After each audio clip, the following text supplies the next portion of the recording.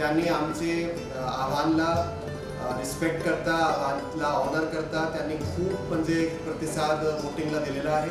आणि जवळपास फेज 1चे महाराष्ट्रामधले सर्व 7 लोकसभा मतदारसंघापैकी गडचिरोलीची मतदानाची टक्केवारी 72.02% असून तो सर्वात जास्त आहे आणि गडचिरोलीसाठी पण तो एक रेकॉर्ड आहे। गडचिरोलीमध्ये पण आजपर्यंत एवढं मतदान झालेलं नाही। म्हणून सर मतदातांना परत एकदा खूप खूप त्यांना सर्वांना धन्यवाद। याच्या व्यतिरिक्त आपला गडचिरोली जिल्हा खूप दुर्गम नक्षलग्रस्त असून याच्यामध्ये इलेक्शन कंडक्ट करणं खूप एक चॅलेंजिंग टास्क असतो, पण त्या चॅलेंजिंग टास्कला आपले सर्व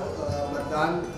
इलेक्शन प्रोसेसमधले असलेले सर्व अधिकारी कर्मचारी, तो आपले जिल्हा परिषद शाळाचे शिक्षक असेल, आपले पोलिंग ऑफिसर्स असेल, तहसीलदार, BDO, CDPO, BEO किंवा पोलीस प्रशासनतर्फे असेल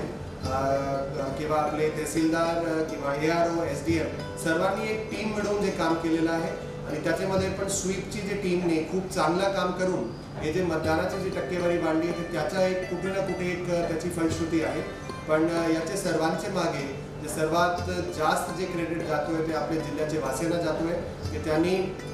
नक्षलचा जे प्रॉपगँडा असतो की मतदानाला, लोकतंत्राला बॉयकॉट केला पाहिजे, त्यांनी त्याच्या प्रत्युत्तर त्यांच्या बॅलेट टाकून, त्यांचं मत टाकून आणि फेज 1 मधले सर्व जिल्ह्यामधून सर्वात जास्त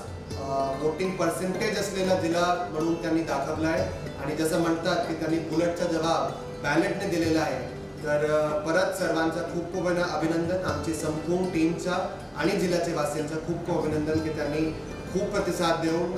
या आपला मत टाकून आपले इलेक्शनला खऱ्या अर्थाने एक सक्सेसफुल इलेक्शनचा रूप दिलेलं आहे। धन्यवाद।